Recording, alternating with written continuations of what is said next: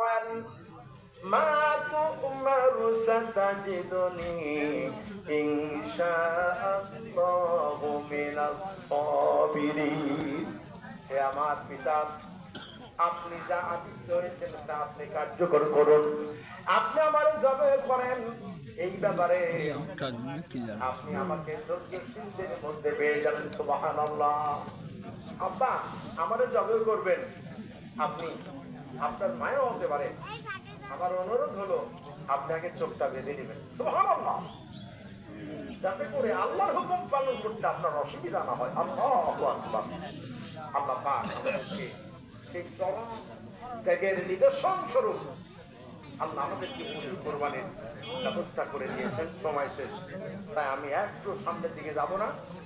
আমি আপনাদেরকে বিনয়ের সাথে বলি, আমরা নামাজ পড়ি, খুতবা দেই, খুতবা দেওয়াটি খুতবা দেওয়া এটা হলো সুন্নাত, আর শোনা ওয়াজিব। কেউ যদি জরুরত কোন ওজনের কারণে বাথরুম চেপে গেছে, এখন আপনি কি করবেন? বাথরুমে যাওয়াই লাগবে। আপনি খুতবা শুনতে পারলেন না, অসুবিধা নেই।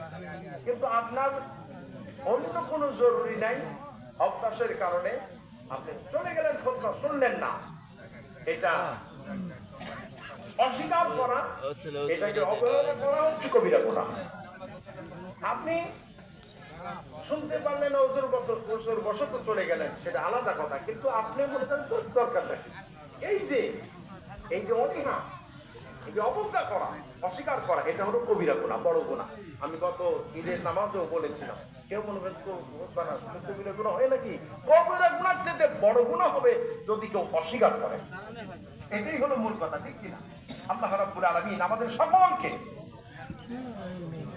আজকের পূর্ণ ফজিলত অর্জনের তৌফিক দান করুন। আল্লাহ প্রত্যেকের জীবনে গুনাহ খাতা মাফ করুন।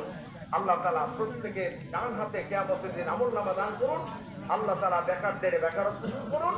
আল্লাহ সবাইকে ক্ষমা করুন। আমিন সুম্মা আমিন। চেয়ারম্যান মহোদয় একটু কথা বলবেন নাকি? উনি বলতে চান।